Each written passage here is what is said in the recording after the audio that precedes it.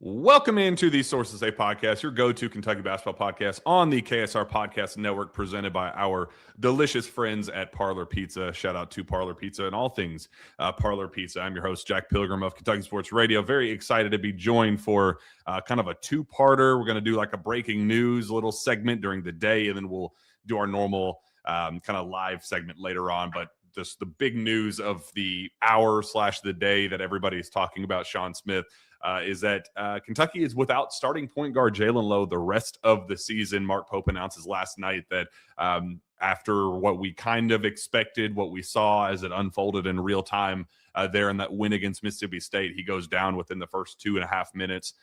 There immediately grabs it. He swipes down on a defensive stop, grabs at his shoulder, and immediately runs back to the locker room. We don't see him again until halftime. He comes back out after halftime. His arm is kind of tucked into his shirt, wearing a sleeve, wearing a sling, obviously, and we don't see him the rest of the game. Pope says afterward, we will kind of explore all of our options, see what happens there. Didn't rule out a season-ending thing, but also said, hey, if the returns are positive, then maybe he won't miss any games. We talked to him yesterday. He says no firm update quite yet, but you could kind of tell he was not optimistic, seeing how poorly it responded the following day. And then during his call-in show later in the night, we got the official confirmation that Jaylen Low is out. So your thoughts on that, Shawn Smith?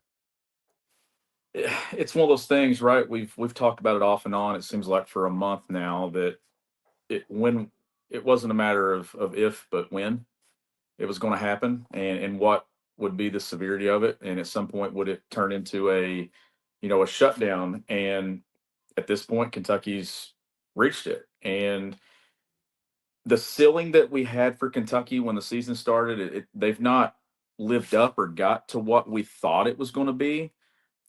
This also lowers the chances of them reaching that ceiling that maybe we'd put on this team as soon as 2 or 3 weeks ago. I think now you can develop some sense of continuity with what you're wanting to do rotation wise, which can be a positive and a negative, because you don't have the guy that it's the engine that kind of makes you go. But now, instead of playing the if we have him, will we have him, won't we have him, I guess the one positive thing is now you can kind of just go in and this be the game plan moving forward.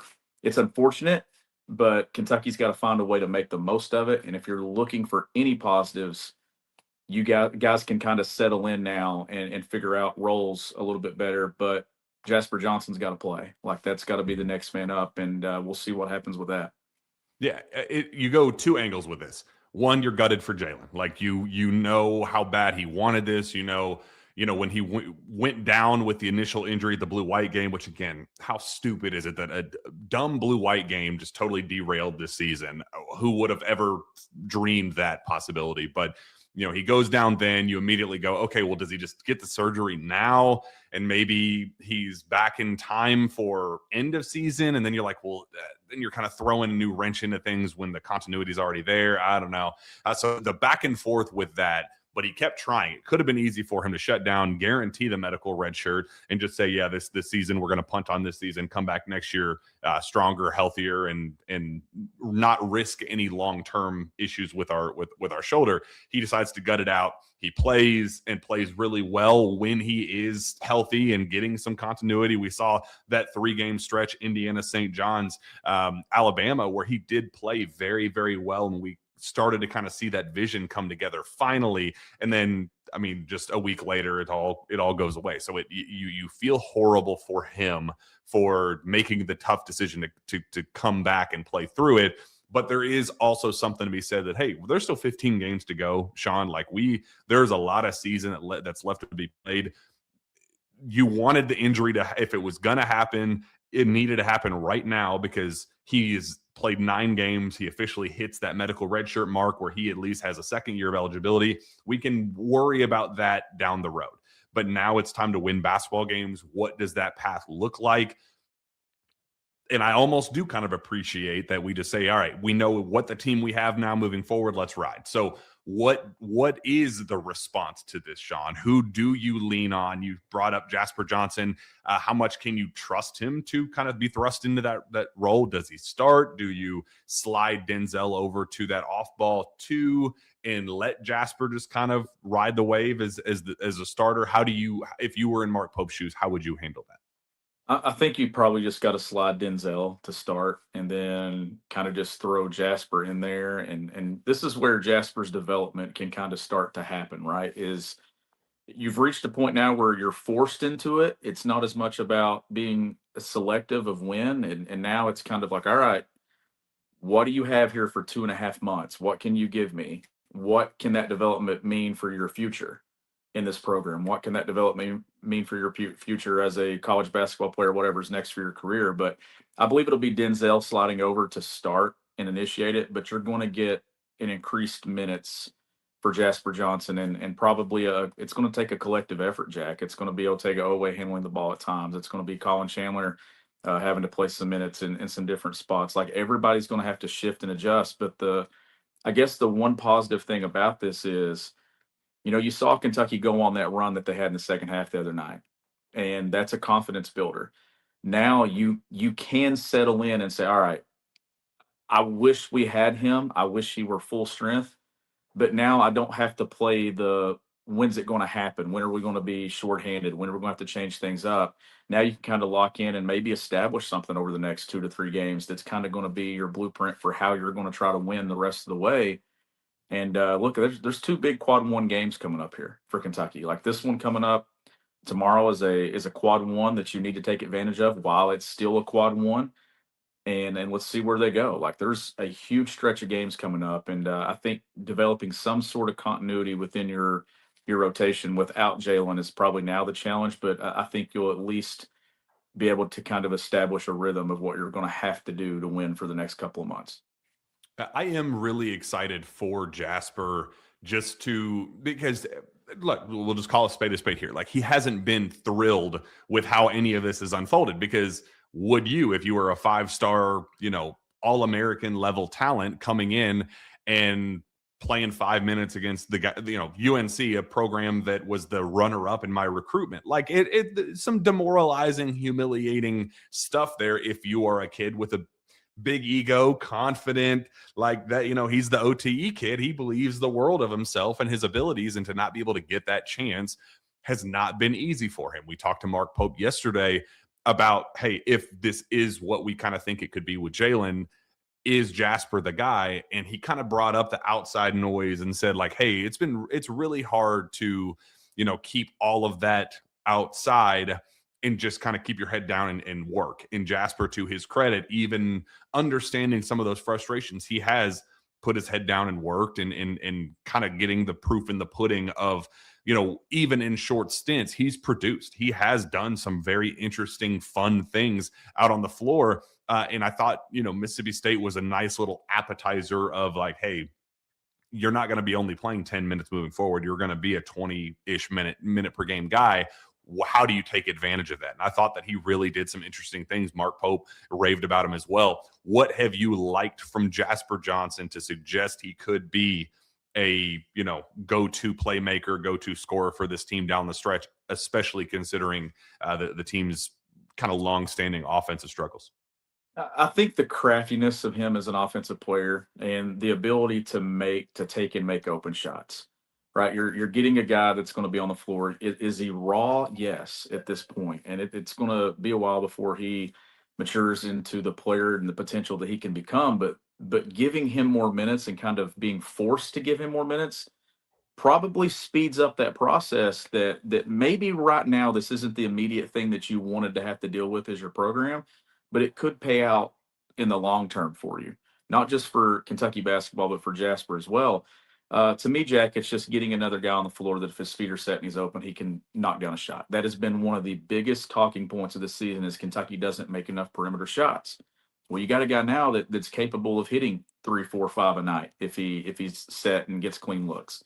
Where does he fall on the scouting report early? Not going to be at the top of it, not going to be at the middle of it. He's kind of an unknown when it comes to a lot of teams because we've not got to see those extended minutes of Jasper on the floor in winning situations. So could that be an advantage to give him some early success as well? Um, I'm not totally. I mean, obviously, you're at this point and you would prefer to have Jaylen Low healthy and running the ship.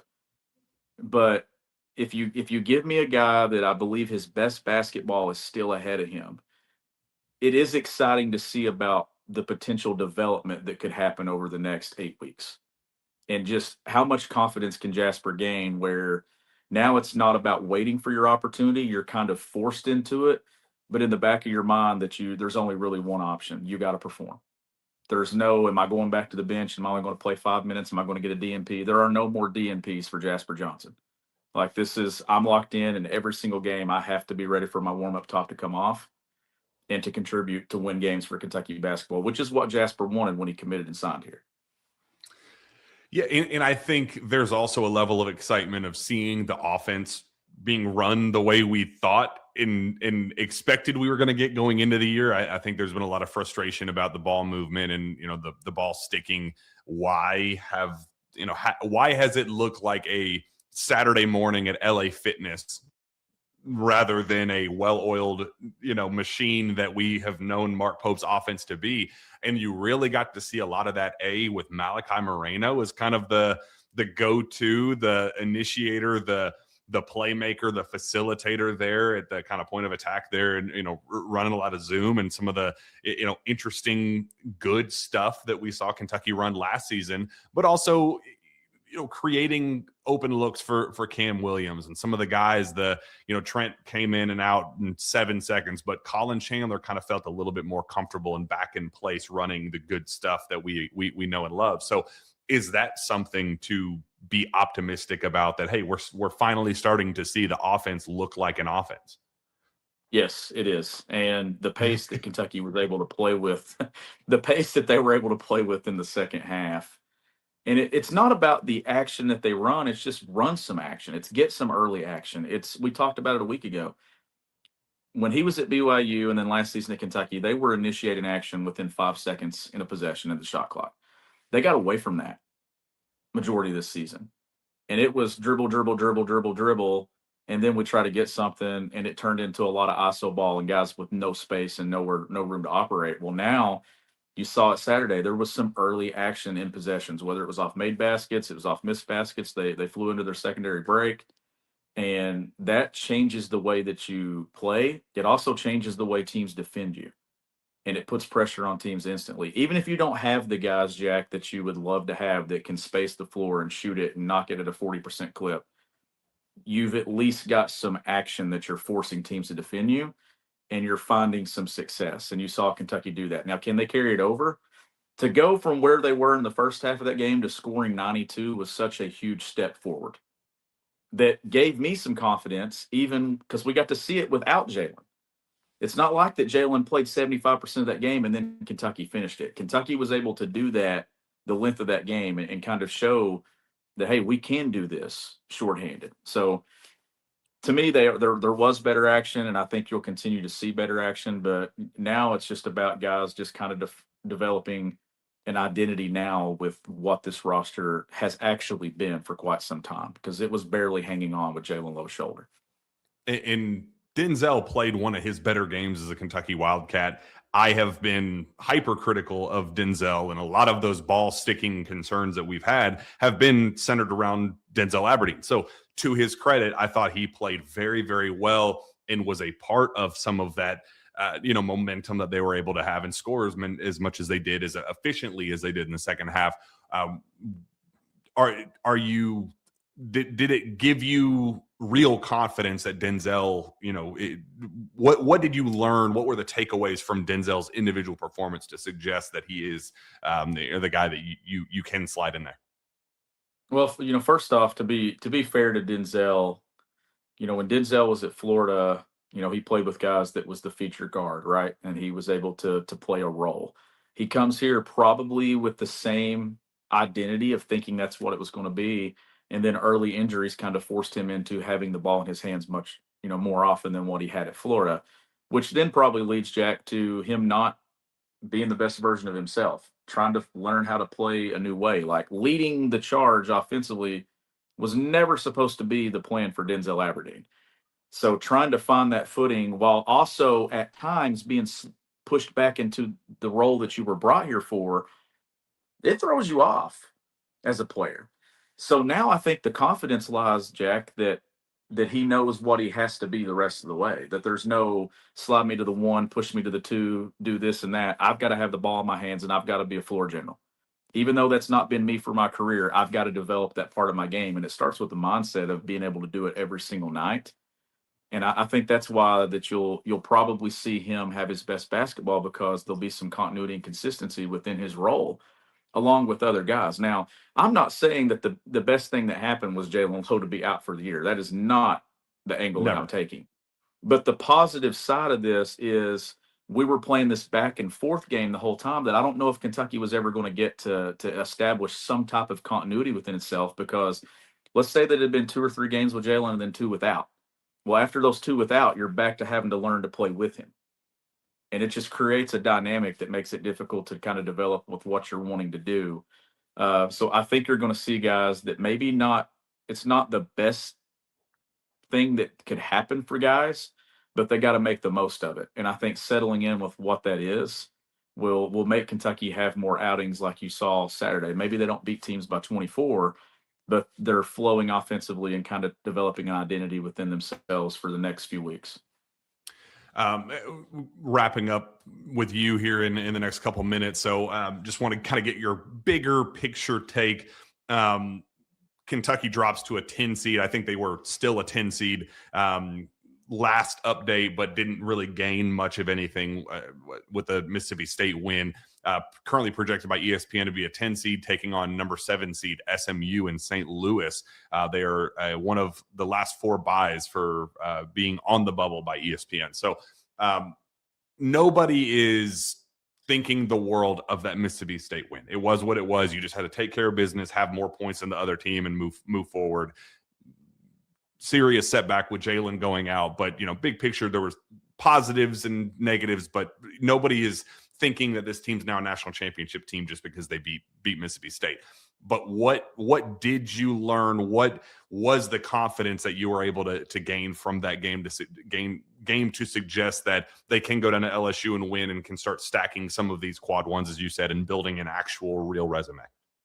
Well, they were able to do it from start to finish without him. I mean, it was just a few minutes in, he goes down, and they were trailing at one point in that game by what was the largest margin of deficit? 9, 8, 10, somewhere through there? 12. Yeah. 12. So like you're in that. So you found a way to not only win, but you found a way to win going away and closing a game with a ton of momentum against a team that was 2-0 in the league. Do I think Mississippi State's a top 5, top 6 team in the league? I don't. But they had momentum coming in and had just witnessed a team come into Rupp Arena 3 days prior and win. And Kentucky decided to dig in its heels and pull one out and it not be ugly doing it. So that right there alone is enough, I think, to kind of build some confidence. And then here's the other side of this: when you're pushing towards an NCAA tournament bid, and they're going to have to work to get there. Like being a 10 is not where you want to be at this point in the season, like because you got a lot of tough games coming up. But when you look at the schedule, there's so many Q1 opportunities that the ones you got to get are the ones you play tomorrow. Like those are the ones where you look up at the matchups and you say, okay, this is a matchup where we can have some success. We got to get this. And then you look at those road games at Tennessee and other places and say, okay, can I steal a couple? Can I steal a couple that secures me as not a 10, but maybe improves me? Can I push to get a 7? Can I push to not trying to get a top 4 seed at this point, but you're trying to still improve your chances of where you want to be, and you don't want to be on that 10 line. But I still think that there's plenty of opportunities for Kentucky, but can they beat the teams like the Mississippi States, the LSUs, those teams that I think even down a guy or two, Kentucky still can have success against those programs? Those are the ones you got to win. You let one get away against Missouri, but you can't let that happen anymore because you can afford to lose to Alabama, Tennessee, and those programs. It's the others that you got to find ways to win, and they got plenty of opportunities. I know what I need in my life is a post Tennessee win in Knoxville against for you. That's a very special game for you after how difficult the year has been up to this point. Shawn Smith, you deserve a win at Tennessee, and we need a celebratory post Tennessee, sources say. So how much are you looking forward to that one? And then we're going to kick you the heck out of here. I am looking forward to that one. I'm excited that I will get to watch the game Saturday, because I think every game last year, but the tournament game, I didn't get to watch because we were playing at the same time. So on Saturday, I don't have anything. So I'm going to be same thing tomorrow night. I get to watch the next two live, which is a very important thing for me, because going back and watching, you get to dive into it, but you don't get the real emotions of it, right? Mm-hmm. Like you don't get the, you're here, where are we trending? And I'm following Twitter and I'm getting your updates because I got you on notifications and I got my watch on and things. But like, I'm not getting to really feel the anxiety, the anger, the excitement, the energy. I'm excited to get to feel the next two. Well, hopefully we get that. Let's just take care of business. This is what it is at this point. Let's just take advantage of it and start building some semblance of a resume. And this week would definitely go a long way for us. So for Shawn, appreciate you coming on with us, and go get a win tonight. We'll be rooting you on, and we'll see you on the other side. Yep, big one tonight. So hopefully we can get one. All right. Out with one Smith and in with another. Spencer, what's going on, buddy? How are you? Hey, Jack, I'm doing great. How are you doing, man? Oh, I'm doing great. Just better knowing that we have our friends Parlor Pizza with us along for the ride. Make Parlor your game day destination, from award-winning pizzas like the Doctor or fan favorite hot honey pepperoni to Parlor's famous house smoked wings and extensive craft beer selection. Parlor has a menu that will please the whole family. Their location on Harrodsburg Road is just a short drive from Rupp Arena. Don't miss out on their great happy hour. Come in Monday through Friday from 2 to 6 p.m. to enjoy discounted pints, cocktails, and starters. Parlor is looking forward to celebrating 2 new locations this year coming soon, to Lexington out at Hamburg and Richmond, Kentucky. A couple bigger updates tonight as we transition, the dust settling a little bit more on Jaylen Low's injury and what's next for Kentucky as we prepare for this head-to-head battle down in Baton Rouge. Jaden Quaintance officially ruled out, according to SEC availability report. And if you were a KSR Plus subscriber over on KS Board, dropped some nuggets that, Spencer, we may be seeing.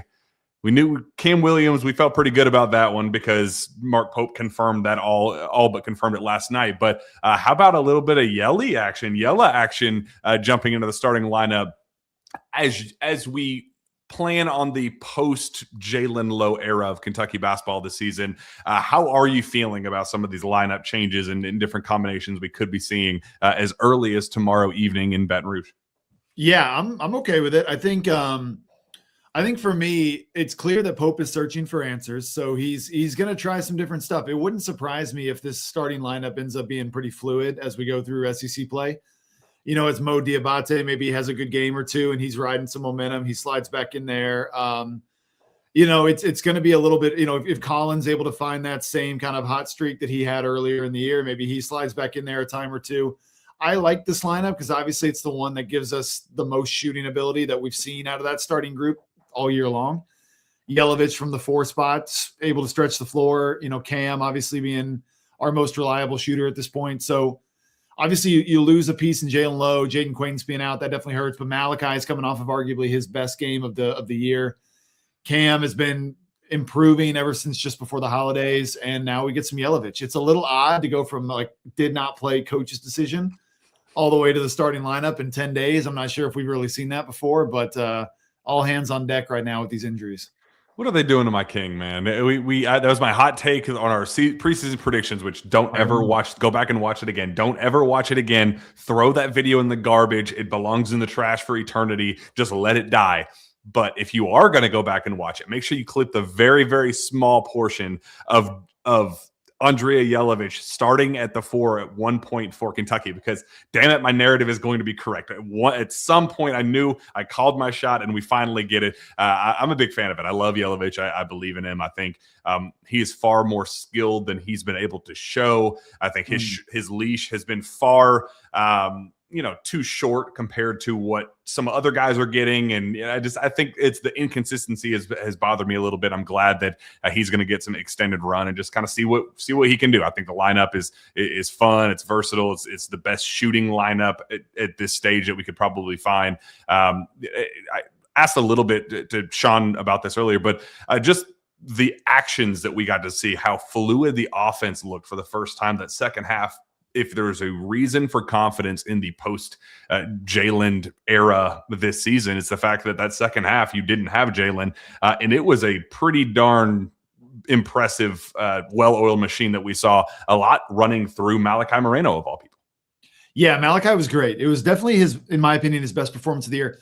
He did a really good job. I feel like he might have taken Nate Oates' words to heart.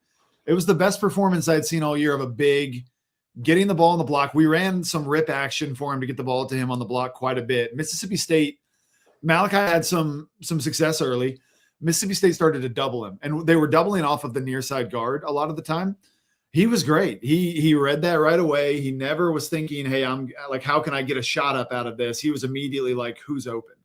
And that was really fun. And that turned into a lot of different things to where he found Colin open for a three. He found Cam open for a three. He skipped one to Aberdeen for a wide open three. He did a really good job there. Second play of the game, Malachi catches it on the wing and hits a cutting backdoor Otega Owe. We haven't seen that kind of backdoor. Like we hit that all the time last year. But his first instinct, he caught the ball, he kind of squared up and he didn't look to the rim. He looked at like, hey, what's everybody else doing?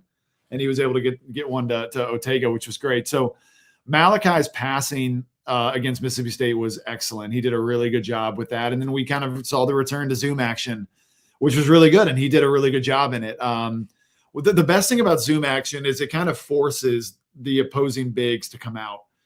Like even if you're not guarding a non-shooter like Malachi, because Malachi is so involved in these handoffs and in these screens and stuff, and ideally you have shooters coming off of it, his defender has to be up because he has to help on that screen. So it just opens everything up.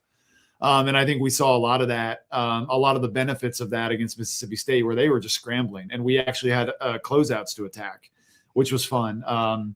So it started off slow, but what the end product of what we got, especially with the rotations that we had, was excellent. Going back a little bit to Jaylen's injury and just kind of what's next, I talked to his dad today just to get some insight onto, how the injury happened, the emotional conversation, as Pope said yesterday, that, the meeting after getting the MRI results, meeting with doctors and just kind of getting all the feedbacks and opinions on it. And, just kind of got to a point with, according to his dad, that just like, there's nothing left we can do, man. Like it's just going to keep happening. You're one misstep away from having it dislocated again. And as we're seeing, it's happening more and more frequently with less and less contact. So like, what are we doing here? And it was kind of got the vibe that it was a team decision more even than a Lowe decision, that the team doctors kind of said, hey, we tried this, let's not ruin this. And really big point of emphasis on that medical red shirt and keeping that. He played 9 games and right now he is at the cutoff for that medical red shirt, and kind of appreciated his transparency with that. Said that Kentucky and the Lows have been going back and forth about that medical redshirt deadline and knew that this was the deadline. And they knew that if something were to happen, that this was going to be the cutoff and that they were ready to take advantage of that. So just those dynamics is, if you're in Mark Pope's shoes, is your roster building and planning for next season. How do you address that? Like, we don't really know who Jaylen is. We haven't gotten to see him, 9 games, and how many of those were actually at full strength. How much of that was he comfortable as the starting point guard that he kind of signed up to be? So I just feel like his story is very incomplete wearing a Kentucky uniform. What do you do if you're Pope? Yeah, it's tough. I mean, I feel awful for Jaylen. He obviously came into this year with a lot of expectations and a lot of, I know he talked a lot in the preseason, especially about being at a place like Kentucky and how meaningful that was to him and all that. And I one of my really, really good friends in the coaching world, I worked with him for about 3 years, was on staff at Pitt. And so got to coach Jaylen when he was at Pitt, just said he's the best kid, just a really, really good kid. His teammates love him. If you're Pope, you got to deal with the immediate, which luckily we have some experience already without Jaylen. So this team already kind of knows what it feels like to be without him. So we can kind of piece that together and we can get back into how we were, like some roles and stuff that we'd settled into without him on the floor. And, and then in the future, now you might have another 2 years of Jaylen Low that you could look at having on your roster, which is exciting, if Pope, depending on the roster development for next year and stuff. Really important for Jaylen to stay really attached to the team right now and kind of almost be a coach by extension. And he's got to really, be there for these guys and kind of see what he's seeing on the floor and talk to guys on the bench and stuff. But Pope's got a lot to figure out in the short term. And then obviously he's got to figure out where we go from here with maybe a potential for 2 years of Jaylen. I appreciated his dad as well. I just said, hey, we know today's era of college basketball, it's no guarantee. We just watched Kerr Kriisa take advantage of a medical red shirt. And basically minutes after the season ended said, see y'all on the flippity flop. I'm out hitting the portal. I'm going to start my visits and we're going to go from there. No interest in returning for another season in Lexington. That was kind of just the, very not necessarily well-kept secret in Lexington that Kerr was a 1 year and ride and he will go to the highest bidder the next year. That just kind of was the reality of the situation. So I had to ask and just say, is the plan to return to Lexington? And I thought his answer was pretty fascinating. I want to get your thoughts on that. He said, if they will have him back, if they want him back, I'm pretty sure that's what the plan would be. That's what he wanted to play there, and he looks forward to it. It's just, I think the nature of the beast now would basically fall on the University of Kentucky and how they would view him going forward, if they want him back or not. That would be our plan, but if not, I know that there are plenty of schools that would want him, and he gave a nice little chuckle there. So I appreciate the honesty. Yeah, I do too. I like Jaylen a lot. I think he's got some stuff to work on. We need him to be more of a perimeter threat. And there's a lot that he can work on. I think I read somewhere that the recovery from this will be like 5 or 6 months, So yeah, he said six. That's a 6 month. 6. Okay. So it's January now. So he'll be back in time to kind of towards the tail end of summer C, which is the back half of summer workouts, which will be good. And, so he'll have some stuff to develop. I think, Pope will have to figure that out. I think it'd be great to bring Jaylen back, but also in the year of the portal, you got to be really judicious. And if there's also a stud out there that you can go and get, and hopefully you can sell the two on playing together. But if that also drives Jaylen away, then that happens. It's the portal. It's the Wild West. So who knows? I do like the idea of Jaylen, especially because he would have 2 more years of eligibility left. That'd be fun. But we'll see. That's why they pay him the big bucks. And it sucks. I do give Pope the benefit of the doubt because he did have a Caden Lewis for this cycle, and that was the plan initially, and a Caden left. He did have Kerr Kriisa to go with Lamont Butler last year to have a 1A, 1B point guard, and then Kerr Kriisa goes down, breaks his foot, and he's out for the season. So, yes, it's easy to say in hindsight, well, why didn't we have more point guard options? And this year, maybe a little bit more, knowing post a Caden Lewis that you probably did need to go get a true point guard rather than, Denzel kind of wearing a bunch of hats and trying to, be the off-ball shooter while also being a potential on-ball guy if necessary. He kind of, I think, tried to fit too much into one specific role. I would have probably rather gone to get one specific point guard and one specific shooter. But, what can you do? I feel like Pope's hands were tied a little bit with that. But, I totally agree, man. If it scares Jaylen away to go get another dynamic go-to point guard, then it scares him away. I want him back. I would love him back. I'd love to get the full Jaylen Low experience, but you can't put yourself in a position where you are going into SEC play and just trying to figure out your point guard spot. Do we, as of 8:42 p.m. on January 13th, are we totally confident in the point guard position right now for Kentucky? No. I think that's big problem as we get into the meat and potatoes of SEC play. You hope that Jasper emerges. You hope that Denzel can click with him and he can emerge. But those things aren't guarantees the way we kind of thought Jaylen would be a guarantee. So I don't envy Pope in those regards. Yeah, I also think, in talking to a couple of buddies as well that are really deep into the recruiting scene, I also, from the sounds of it sounds also like, not necessarily negative recruiting, but there was also, maybe feelers put out by the staff to maybe get a backup point guard in play. But there was maybe some negative recruiting going on around Jasper Johnson got recruited there to also play the point. So and he's a borderline 5-star. So you're going to go and you're going to sit behind Jaylen Lowe, and then there's Jasper Johnson, and stuff like that. So I think there was some ambiguity around the roster too that lended itself to making it really hard to bring in another guy to be able to sell like a backup on like a real role on like, this is exactly what your role is going to be. Because of, not knowing maybe exactly where Jasper was going to settle in. And we have Aberdeen, who's going to, a little bit that combo role and stuff. So I agree with you. Off season's a long way off, but it'll also be here before we know it. So again, I'm sure Pope and the staff are looking at this roster and maybe looking at where things went wrong, and we'll maybe pivot another direction in the off season. We'll see, but you're right. He gets a lot of flack for not recruiting a backup point guard ever. We had Kirk Risa last year. We had one this year that we just lost, when Jaylen Low committed, unfortunately. So, let's see what he does in this offseason. I asked Shawn this earlier as well. What do you like about Jasper Johnson to suggest that he could be the guy that, you paid the big bucks for, that you push so hard to keep home when you did have UNC and Alabama and these other schools pushing so hard? They paid a premium to keep him home. And I feel like now is the time, if there ever was a time, to kind of, get that return on investment. Yeah, I think I like Jasper a lot. He looked great against Mississippi State. He got in the lane multiple times. He made some good plays. He obviously made that corner three. That was big at the time for us to hit that. He's one of your better shot makers. He's one of your more creative playmakers on the team, where he can kind of make things happen that maybe other guys can't.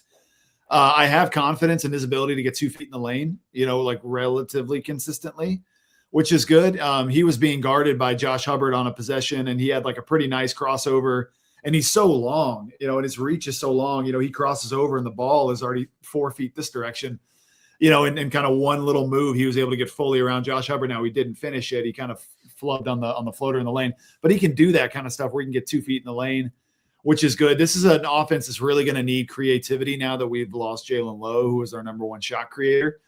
So yeah, let's get Jasper some minutes, and I think Jasper can play with some of these kind of dynamic lineups, and kind of be a little versatile, sometimes being on the ball, sometimes being off.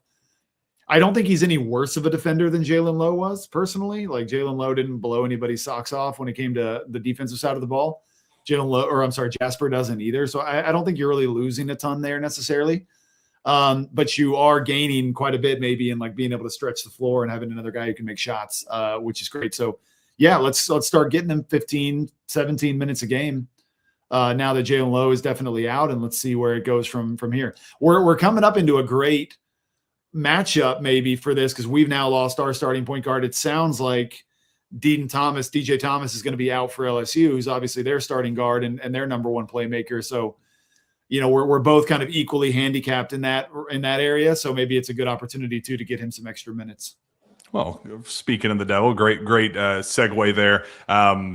Tomorrow night, Kentucky set to travel there already. They've just arrived to the Pete Maravich Center down in Baton Rouge.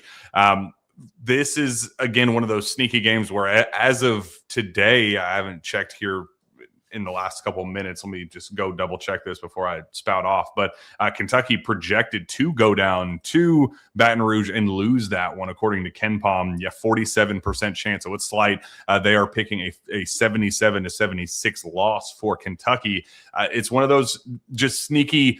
LSU is good enough to kind of maintain that home court advantage, but they're beatable. Like, this is a game that if Kentucky wants to make up for lost time for how you handled Missouri, how just all of the other slip ups up to this point, like, I feel like Kentucky owes it to BBN to win that one, but it's a losable game as well if they are not totally focused. And yes, going down there significantly shorthanded, adding Jaden Quaintance to the equation as well. He's officially declared out.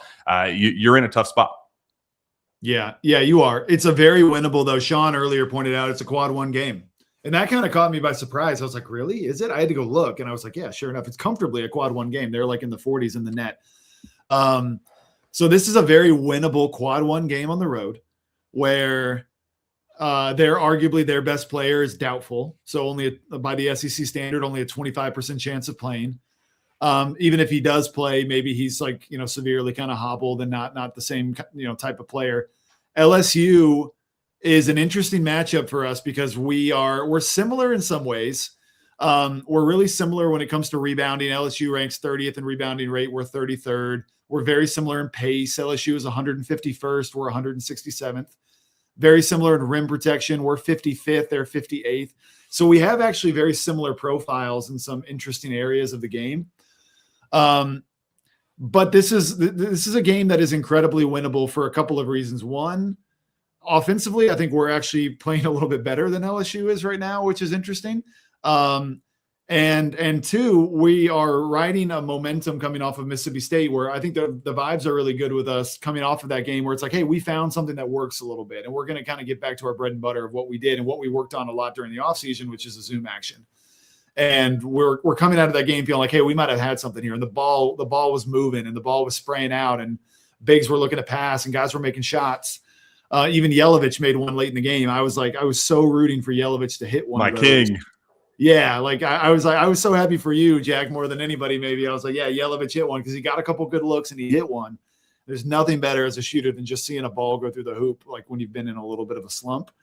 So I think we're coming out of this feeling pretty good, and they're coming out of this in a 3-game losing streak. So we're maybe catching them at a good time, and it's a winnable road game. It's a quad 1 game. We got to go down there and win. Guess with our friends at SeatGeek, guess what the get-in price is at the Pete Maravich Center? I'm going to guess it's lower than we would expect, maybe like $40. 12 whole American dollars. Oh, wow. Way lower than I thought. $12. I mean, you can get some pretty darn good seats. You can get, row G in section 113. I mean, darn near mid-court for $91. So, hey, if you happen to be in the Baton Rouge area, greater Louisiana, I am totally suggest using our friends at SeatGeek, because SeatGeek is the absolute best. We appreciate everything that they do. And, with 35 million downloads, SeatGeek is the #1 rated ticketing app for a reason. There are 70,000 events listed on SeatGeek, including concerts, sports, festivals, and more. Kentucky basketball is here, NFL playoffs, all of the above. You just don't want to use anybody but SeatGeek. And that's why, of course, I have a code for you guys. You can use code KSR10 for 10% off your next set of tickets at SeatGeek. That's 10% off any tickets with promo code KSR10. Make sure you click the link in the description to download the app and have the code automatically added to your account so you can use it later. First game, I'm not going there. I feel bad. I feel kind of sick to my stomach. I'm not going down to Baton Rouge. Is that good vibes or bad vibes? I feel like I haven't been the best of luck at many of these games, so maybe my absence will make Kentucky play better. But what's your thoughts on the kind of just the mojo, the good bad vibes that go into our stupid presence at these games? Yeah, I don't know. Maybe you are bad luck. I haven't been to a game. When was the last game I went to? I went to the SEC tournament in Tampa. The last game I went to was when we lost to Tennessee in the SEC tournament in Tampa when we had the Oscar team. I think for this, I mean, it's pretty encouraging that it's $12 to get in. That's good. It probably means it's not going to be as rowdy of a road crowd as Kentucky's expecting. It is a relatively tough place to play. We played there when I was at OU. It was Buddy against Ben. It was when they had Ben Simmons, and we played there, and it was pretty electric game. It's a really tough place to play when that place is rocking, but I don't expect it to be like that. I think they're coming in limping a little bit, and yeah, maybe the Jack Pilgrim curse will be broken if you're not going. I don't know. We'll see. But maybe I just want to attend another game the rest of the year. If they go down there and win by 100 and just like totally steamroll them and like the big statement game for everybody, Yelovich goes for 30. I'll be like, all right, maybe this just isn't for me. Maybe it is time for me to call it a career and just go pro in something other than sports and accept my fate. Is anything for the greater good of my Cats. Yeah. There you go. I mean, I think for us, I think it will be. It's a super winnable game, and hopefully Big Blue Nation gets in. I don't know what the pass has been like, in LSU, but we tend to kind of get in. Blue gets in just about everywhere, so hopefully we've got a nice little contingent there, and yeah, hopefully it's a nice, comfortable win for it. It's what, 7:00 tip, right? Mm-hmm. Yep. 7:00 tip. So. All right, we'll see. Yeah, we have a tough road schedule this year. There are some that are winnable. This is one that we have to go get. Yeah, absolutely. And I just looked at SeatGeek. There are tons of seats, like absolute tons of seats. So I am not expecting it to be, this is not a t-shirt night. This is not just the rowdiest crowd of all time. Like, I think they're a little sleepy. I don't think they're the most enthusiastic about our friend Stephen Peaks, OG Murray State coach McMahon. I think vibes could be better around LSU right now. So hopefully we take advantage of that. We have a spread that just dropped with our friends at BetMGM. Would you like to guess what the opening spread is for tomorrow night? The spreads still tend to like us. I'm going to say Kentucky by maybe 4.5. Very, very close. 3.5. Kentucky minus 3.5 with the over-under set at 153.5. Do you love it? Do you hate it? Yeah, 153.5. That's fine. Because like I said, I said we were 151st in pace. They're 167. So neither one of us really like to push the pace.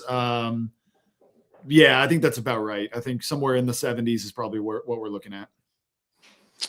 Yeah, I like it. I do. I feel like they're just due, and we saw it a little bit against Mississippi State. But Mississippi State's just they're not the best. Like I want to see this tough road environment. Just to see how they handle little tests here and there, and they lost so much ground that they have to make up in certain ways to kind of prove themselves, to kind of get back in the good graces of BBN. And I do think that even though we know what we know about LSU, they're a solid team, not a great team, not a bad team, but going down there and winning on the road in a hostile environment, just, something different, knowing how shorthanded they are, learning how to win in different ways. I do think it'd be a pretty impressive, like Mississippi State. We wouldn't view it as this like total game changer for the season. Like, oh, now we're going back to Indianapolis. But I really do think it would just chip away at kind of that animosity that BBN's kind of built up toward this current team.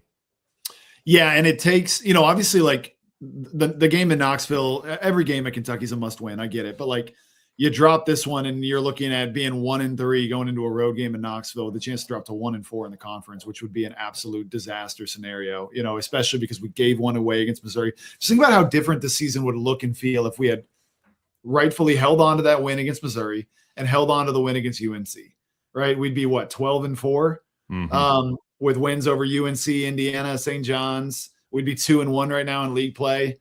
Like we would be feeling a whole lot different if this team had just taken care of business in the final 4 minutes against both of those teams. And our season looks and feels a lot different. Now, this game against LSU is kind of another one of those pivot points where we could look back and be like, man, if we lose this game, it could be a pivot point for us where it kind of dominoes, or it could be a great solid win. And we go into Knoxville. Tennessee's also limping along a little bit right now. I think I saw they're losing to A&M at home right now. Yeah, by 1. Yeah, they just got Louisville's getting by Florida. Drug right now. Who is Louisville? Yeah. Louisville, yes. Yeah, they're a disaster without Markel Brown. So we might see a desperate Tennessee team on Saturday too. So it's really important to take care of business in the ones that we absolutely should take care of business in, which is this one. And then we can go into Knoxville with a little bit of momentum, winning 2 straight, and we can see where we're at. Hate to break it to you, but the Indiana game dropped to a quad 2 and the Missouri loss dropped to a quad 3. So the resume is pretty stinky right now. 1-5 in quad 1s, 1-1 in quad 3s. So yeah, not very pretty. And that's why Kentucky is currently a 10 seed in the latest bracketology.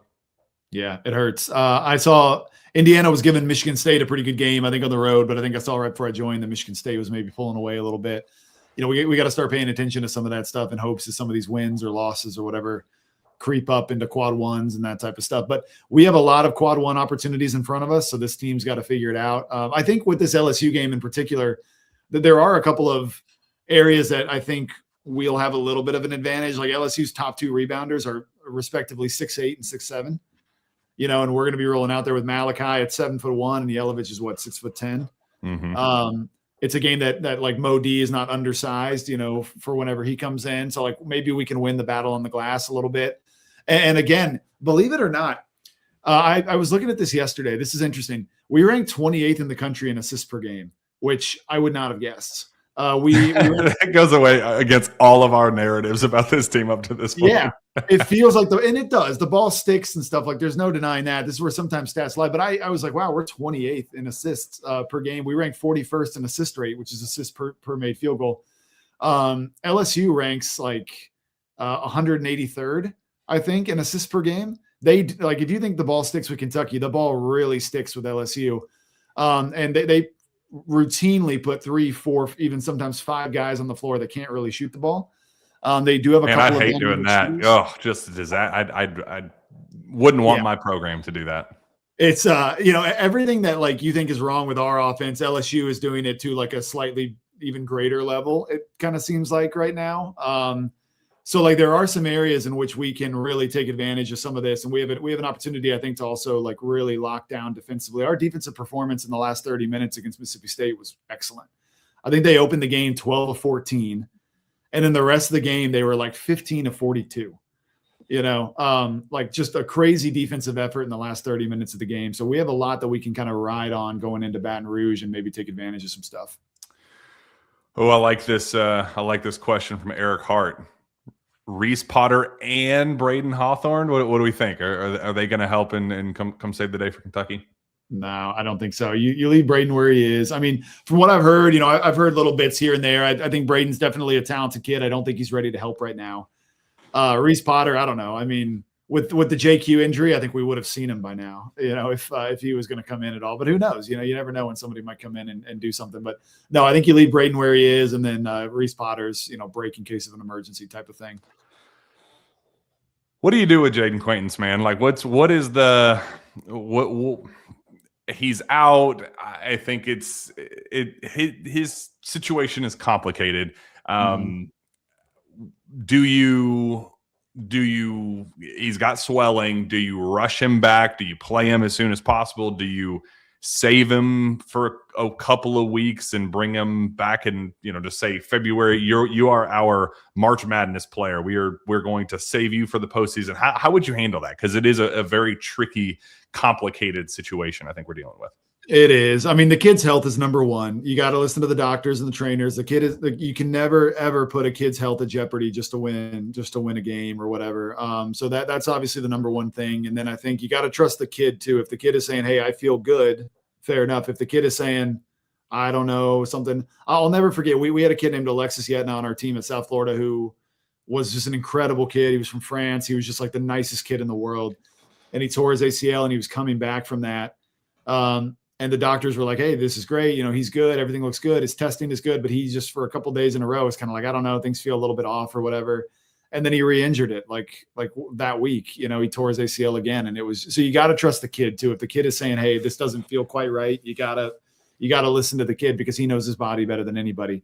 But if he's, if the swelling goes down, he's feeling good, doctors say it looks good, then I think you got to work him back in. But it is pretty untenable to have it. Like last year, we had a situation where we were constantly guys in and out of the lineup and stuff. And it really made us struggle a little bit with like our flow and everything, like with Andrew Carr and Lamont Butler and all sorts of stuff. So you don't really want to get into a situation where it's like, he's back for 2 games. Now he's out for 3 games again. Now he's back and now he's out.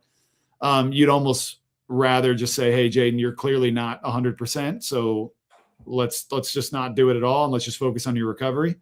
Or if he's feeling good and you think you can sustain some stuff with him, then great, let's do it. But I think some of it remains to be seen is I guess what I'm trying to say.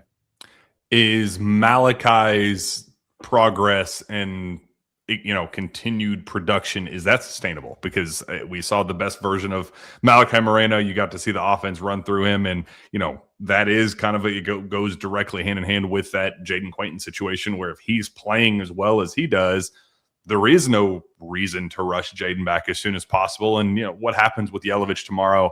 Can he go out there and produce? Can you pull something out of that spot? And I would be much more comfortable if those two go out there and play well together, and you can kind of get something rolling with those two. I would personally hold Jaden out until you were 150% positive that he was good to go. Yeah, no, I agree. I mean, yeah, 100%. I thank the Lord every day for Malachi, because Malachi has been so great. His progression from the beginning of the year until now has just been unbelievably impressive. And, he's starting to be like his usage rate. I don't know exactly what it was. His usage rate in Mississippi State had to be the highest it's been all year. Like we were dumping the ball down to him. He was throwing it back out. He was running the zoom action. He looked like a little mini Amari Williams passing the ball. He had a really, really good game. And I think as he progresses, it takes pressure off of like, we need Jaden back ASAP. which really helps. And what I like about Yelovich is he's also a guy who, it's the European in him. He really looks to pass. Like he's a guy who, he catches it and squares to the rim, but he's seeing the floor and trying to see what's going on. He is a willing passer out of the post. We saw that a little bit against North Carolina, where he was passing out of the post pretty well. And then there were some times where the double didn't come and he went right over his left shoulder and had a couple jump hooks over Caleb Wilson. So like now you might have two bigs, running together who are both looking to pass and looking to move the ball and maybe comfortable in the zoom action and comfortable floating around the perimeter, which is good. So yeah, if we can get some chemistry going between those two and it looks good in Baton Rouge, and then we go to Tennessee and that looks good. And then Mo Diabate can be a guy that you bring in off the bench to kind of be a little bit of a bruiser and make some hustle plays and stuff. I think that's a really, really good dynamic to have, but we'll see how it goes tomorrow night. We haven't talked a ton about the Mo Diabate situation. He goes from playing 30 plus minutes and just kind of a go-to just piece on both ends, really kind of leaning heavily on him. I mean, he put the team on his back literally against Indiana, and to go from that to 13 and kind of you saw the best version of this offense with him off the floor. How would you handle his situation knowing he's kind of a niche player? I think we haven't done right by Mo Diabate personally. I think we've been playing him in lineups that are really hard for him to be successful in. And I think he's still really valuable at what he can do. Like to start the second half, we're up 5 at halftime. Mississippi State comes out and scores the first 4 in a hurry, and Rupp is getting nervous. You can kind of feel it through the TV. It's a 1-point game. We miss a shot. And Mo Diabate goes all the way across the court and gets it and then works his way in for an and one, and to kind of capture that momentum back for us. And it was never that close of a game again. Like there's still space for that, but Mo can't play on within a lineup that doesn't have at least 3 shooters out there. And we've been doing that with him, where we've been playing him with Jaylen Low, who's pretty much a non-shooter, Owe, who you would consider to be kind of a non-shooter, Malachi or JQ, who's a non-shooter, and then Mo's a non-shooter. So we're playing him in lineups that don't really do the things that would allow him to be successful. So in my opinion, you need to play Mo. You can't have Mo on the floor if you have fewer than 3 shooters out there. And you can never play Mo with Owe and with Malachi, because now you have 3 guys who are kind of 3 non-shooters who are all looking to kind of get in the area of the rim out there.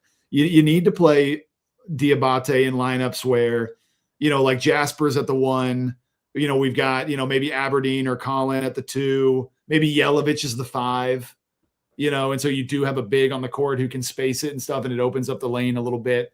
You need at least 3 shooters to be around him in order for him to be successful. And so playing him with 4 or 3 non-shooters just doesn't do him any good, because all it's going to do is clog up the lane and make rebounding more difficult and all sorts of stuff. So I think we've done a little bit of disservice to Diabate in like the lineups that we've played him in, but I think that there's a real role for him where, him and Yelovich can play well together, because Yelovich can stretch it, and maybe when Jasper's at the point, or something. And Aberdeen is out there. Obviously Cam or Colin are out there. Like there are lineups that he can be successful in. We just haven't been playing them. But maybe now that Lowe is out, it's one of the very few positives, which is like Lowe was a non-shooter.